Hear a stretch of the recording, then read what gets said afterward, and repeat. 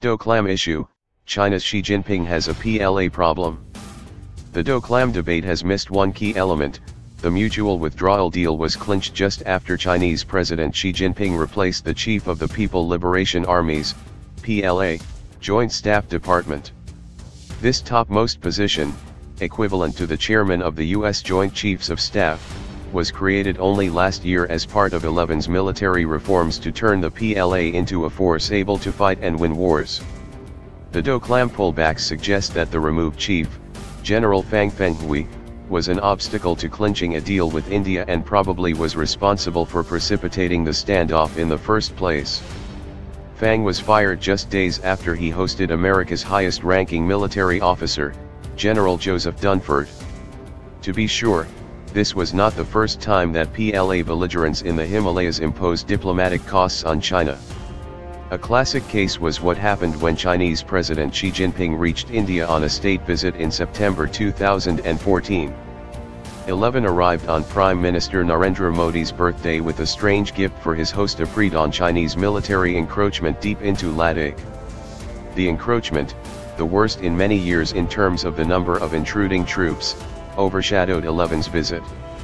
It is bizarre that the PLA would seek to mar in this manner the visit of its own head of state to a key neighboring country.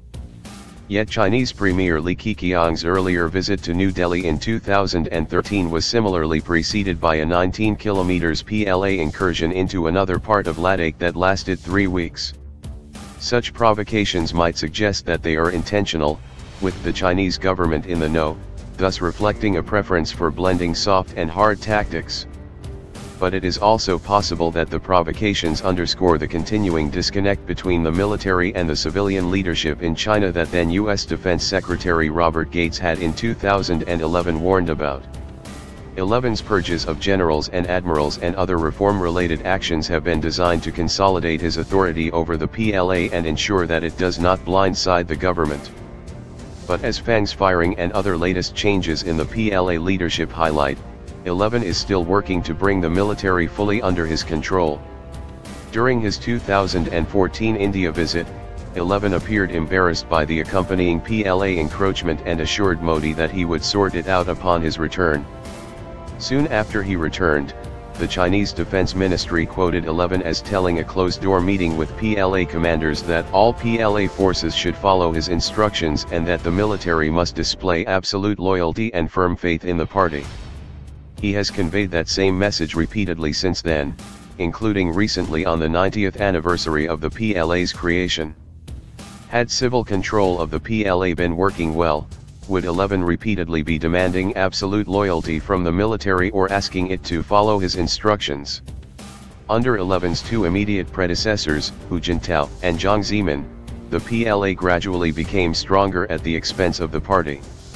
The military's growing power has troubled 11, a former military reservist whose present wife folk singer Peng Liyuan is a civilian member of the PLA, holding a rank equivalent to Major General. As part of his effort to reassert party control over the military and carry out defense reforms, 11 has used his anti-corruption campaign to ensnare a number of top PLA officers. He has also cut the size of the ground force and established a new command and control structure. But just as a dog's tail cannot be straightened, asserting full civil control over the PLA is proving very challenging.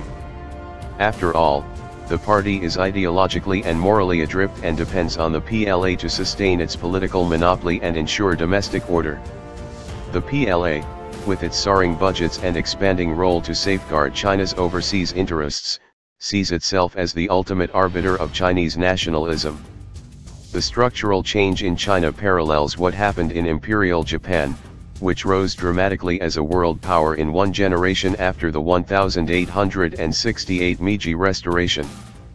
Boosted by war victories against Manchu-ruled China and Tsarist Russia, the Japanese military gradually went on to dictate terms to the civilian government, with tragic consequences.